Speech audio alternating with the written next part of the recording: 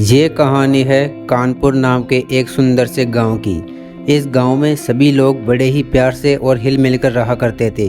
वैसे भी संक्रांति कुछ ही दिनों में आने वाली थी, इसलिए पूरे गांव में चारों तरफ रंग बिरंगी सुनहरी पतंगें दिखाई दे रही थी। दूसरी तरफ एक चुड़ैल थी जो आज मार्केट में आई हुई थी। वो भी सोच रही थी कि अब की बार तो मैं इन गाँव वालों के साथ मिलकर मकर संक्रांति मनाना चाहती हूँ, इसलिए थोड़ी बहुत रंग बिरंगी पतंगे खरीद लेती हूँ। चुड़ैल का यह मन था कि वो सभी के साथ पतंगे खरीदे। यह सोचकर वो पतंग की दुकान पर चली जाती है और जाकर बोलती है कि मुझे रंग बिरंगी पतंगे लेनी है। दुकानदार उसकी बात को सुनकर बहुत हैरान हो जाता है और बोलता है कि अरे जा जा चुड़ैल, तू कहाँ पतंगे खरीदेगी, पूरा सुबह से मेरा दिन मनहूस कर दिया। चुड़ैल बोलती है, अरे भाई इसमें कौन सी बड़ी बात है, मैं भी तो तुम्हारे साथ मिलकर मकर संक्रांति मनाना चाहती हूँ। चुड़ैल की बात सुनकर पड़ोस में एक आदमी खड़ा हुआ था। वो बोल रहा था कि अरे देखो तो सही चुड़ैल को, कहीं दूर जाके अपना जीवन तो व्यतीत नहीं कर रही है, हमारे गांव में आ रही है। हमारे गांव में कभी भटकना भी मत मकर संक्रांति के दिन, वरना तुमको उस बाबा के हवाले कर देंगे जो तुम कभी अपनी जीवन यापन में भी नहीं भूल पाओगी। चुड़ैल उन दोनों की बातें सुनकर बहुत गुस्सा आ जाता है और वो बोलती है कि कम से कम मेरे साथ मनाने की नहीं दिए तो कोई बात नहीं, मेरी बेइज्जती तो मत करो, ये तुमको बहुत भारी पड़ेगा, याद रखना इस चीज़ को। ये बोलकर चुड़ैल वहाँ से चली जाती है और अपने जंगल में जाकर एक पेड़ पर बैठ जाती है और बैठी बैठी सोच रही थी कि मैं तो इन लोगों के साथ मिलकर अपना मकर संक्रांति मनाने की सोच रही थी, लेकिन इन लोगों ने मेरी बेइज्जती कर दी, मैं इसको कभी नहीं भूलूंगी और इन लोगों को मैं ना संक्रांत मनाने दूंगी और ना ही इन लोगों को खुश रहने दूंगी। ये बोलकर चुड़ैल पतंग बनाने के काम में लग जाती है। अगले दिन एक लड़की अपने मकान की छत पर जाती है, उसे एक सुंदर सी कटी हुई पतंग दिखाई देती है।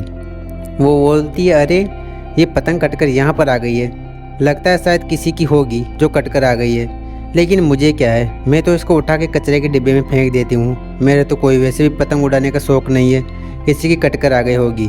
ये बोलकर वो पतंग को उठा लेती है और जैसे फेंकने वाली होती है पतंग ऑटोमेटिक से उड़ के उसके गले में मांझा फंस जाता है। वो ज़ोर ज़ोर से चिल्लाती है, अरे कोई तो मुझे बचाओ, ये पतंग तो मुझे मार ही डालेगी, मेरा गला बिछ गया है, मुझे बचाओ कोई तो। ये बोलकर वो लड़की ज़ोर ज़ोर से चिल्लाने लगती है। उसकी आवाज़ सुनकर उसका पति दौड़ा दौड़ा उसके पास आता है। अरे क्या हुआ, तुमने ये पतंग अपने हाथ में कैसे ले रखी है? अजी मैंने हाथ में नहीं ले रखी, ये पतंग ऑटोमेटिक से मेरे गले में उलझ गई है, मुझे मारने की कोशिश कर रही है, मुझे बचाओ।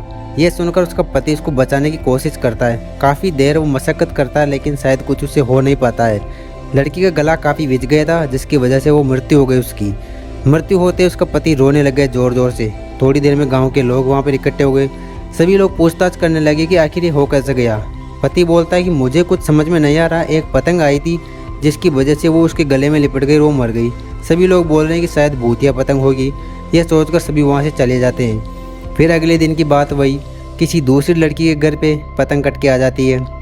वो भी छत के ऊपर जाती है कि शायद ये भूतिया पतंग हो सकती है, लेकिन वो बोल रही थी कि इसे देखने में ऐसा कुछ लग नहीं रहा कि ये भूतिया पतंग हो सकती है, ये सब कहने की बातें हैं, मैं तो इसे उठाकर अपने बच्चे को दे देती हूँ, वैसे भी बाज़ार में जाऊँगी खरीदने तो मेरे 150 रुपये खर्च हो जाएंगे, बिना पैसों के मेरा काम भी हो जाएगा, मेरा बच्चा पतंग भी उड़ा लेगा और मेरा कुछ खर्चा भी नहीं होगा।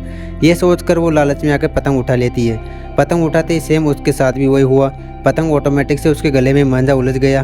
वो ज़ोर ज़ोर से चिल्लाने लगी, कोई तो मुझे बचाओ, कोई मेरी मदद करो, ये पतंग तो मुझे मार ही डालेगी। लेकिन उसके पास कोई था नहीं, तो इतने में उसकी मृत्यु हो गई। अगले दिन ये विषय पूरे गांव में फैल गया और ये एक चर्चा का विषय बन गया था कि आखिरकार हो क्या रहा था। पूरे गांव में सन्नाटा छा गया था, चारों तरफ कोई आदमी दिखाई नहीं दे रहा था। पतंग की दुकान पर पतंग वाला सोच रहा था कि सारे आदमी गए कहाँ, कल तक तो काफ़ी अच्छा माहौल था, आज सभी के लोग कहाँ चले गए। तभी वहाँ पर एक आदमी आता है उस दुकानदार के पास में, पैदल पैदल चल के। वो पूछता है, अरे भाई क्या हुआ, गांव का माहौल कैसे गड़बड़ाया हुआ है, यहाँ पर आदमी कहाँ गए?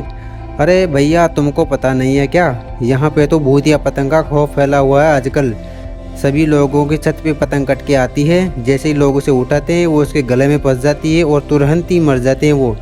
ये खौफ क्या तुमको नहीं पता है क्या, ये तो पूरे गाँव में ही फैल गया, 2-3 लोगों की मृत्यु हो गई इसके चक्रों में। तो ये सोचकर दुकानदार काफ़ी हैरान हो गया, ये कैसी बात हो सकती है, भूतिया पतंग कहाँ से आ सकती है, मुझे तो कुछ समझ में नहीं आ रहा। लेकिन दुकानदार के मन में यह था कि मुझे इसके बारे में जानना ही होगा, क्योंकि वैसे तो मेरी पतंगों का कारोबार ठप हो जाएगा। ऊपर से मकर संक्रांति और आने वाली है। तो वो आदमी सोचने के लिए, इसकी रिसर्च करने के लिए, खोज करने के लिए जंगल में चला गया कि चलो देखता हूँ। वहाँ जाकर देखा तो वो चुड़ैल जो थी वो जादुई पतंगे बना रही थी और उन पतंगों को बोल रही थी कि आसमान में जैसे ही तुम जाना, कोई तुम्हें पकड़े, तुम उसके गले में लिपट जाना और उसको मार डालना। ये बोलकर वो ज़ोर ज़ोर से हंसने लगी। उसकी ये सभी बातें जो है वो आदमी पीछे चुपके चुपके से सुन रहा था। उसे काफ़ी समझ में आ गया था कि हाँ, ये जादुई पतंगे इस चुड़ैल का ही काम है, यही बना रही है। हमारे गांव में इसी का खौफ चला हुआ है, वैसे भी हमने इसकी बेइज्जती कर दी थी। ये सोचकर वो आदमी सुनता रहता है, समझता कि चलो मैं उसके पास चलता हूँ, लेकिन वो सोचता कि चलो उसको थोड़ा साइड में जाने दो, फिर इसका मौका का फ़ायदा उठाऊँगा। चुड़ैल एक पतंग लेकर साइड में चली जाती है। वो आदमी चुपके से पीछे से आता है, चुड़ैल की सभी जादुई पतंगे उठा लेता है और बोलता है कि अब मैं जा रहा हूँ यहाँ से। ये बोलकर वो वहाँ से भाग जाता है, पतंगे चुरा कर ले आता है। थोड़ी देर की बात है, चुड़ैल वापस अपने घर पे आती है और देखती है कि वहाँ पर पतंगे नहीं थी। सभी लोग उसकी जादुई पतंगे उड़ा रहे थे। चुड़ैल काफ़ी हैरान हो जाती है, आखिर मेरी पतंगे गई तो गई कहाँ? कौन है जो मेरी पतंगों को चुरा कर ले गया? इतनी मेहनत से मैंने जादुई पतंगे बनाई थी सभी लोगों की मजा चकाने के लिए, लेकिन अब मैं किसी को नहीं छोड़ूंगी। मेरी पतंगे कैसे लोग बाग उड़ा रहे हैं, मुझे तो कुछ समझ में नहीं आ रहा है। चुड़ैल काफ़ी क्रोधित हो गई थी, उसे बहुत गुस्सा भी आ रहा था क्योंकि उसकी मेहनत पर जो पानी फिर गया था, उसकी पतंगे बनी बनाई सभी चोरी हो गई थी। चुड़ैल को काफ़ी गुस्सा आ गया था कि वो भी इस बात की तहकीकात करके रहेगी कि आखिर किसने ऐसा मेरे साथ किया है। मैं ज़रूर जाकर उसकी चीज़ को देखूंगी। ये बोलकर चुड़ैल गांव की तरफ बढ़ती है। धीरे धीरे वो गांव के माहौल में देखती है और लोग बाग उसकी जादुई पतंगों को उड़ा रहे थे जो कि आसमान में लहरा रहे थे रंग बिरंगी। लोग बाग सोच रहे हैं कि वाह, मकर संक्रांति का मज़ा आ गया। चुड़ैल उनको देखकर और क्रोधित हो जाती है। अच्छा, मैं इतनी मेहनत करके जादुई पतंगे बना रही हूँ और ये लोग यहाँ मेरी पतंगों का उड़ा रहे हैं, लेकिन ये चोरी किसने की है?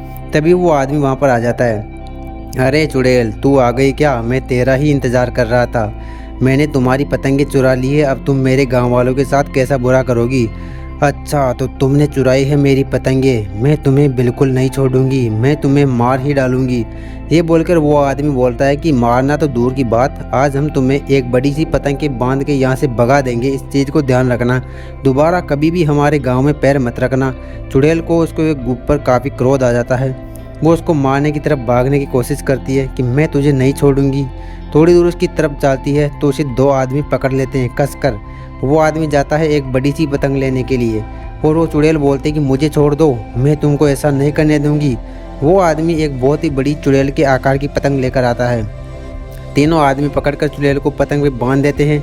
चुड़ैल चिल्लाती रहती है लेकिन वो आदमी उनकी बिल्कुल भी नहीं सुनते हैं और बोलते हैं कि आज तो तेरा खेल ही ख़त्म कर डालेंगे।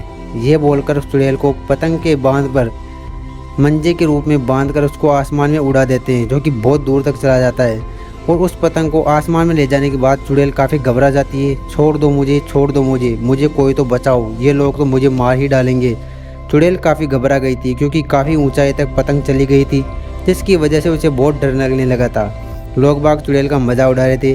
तभी एक दूसरी पतंग से उसकी पतंग को काट दिया जाता है और चुड़ैल धड़ाम से ज़मीन पर गिर जाती है। अरे हाय रे, मैं तो मर गई, मुझे तो बहुत दर्द हो रहा है। ये गांव वालों ने मेरे साथ इतना अन्याय कर दिया, मैं कैसे इनको छोड़ सकती हूँ, मुझे तो बहुत चोट हो रही है। तभी वो आदमी वहाँ पर आ जाता है कि देख चुड़ैल, मेरी बात सुन, अब चुपचाप से यहाँ से भाग जा, दोबारा कभी हमारे गांव में मत आना। चुड़ैल वहाँ से भाग गई और दोबारा कभी उस गांव में वापस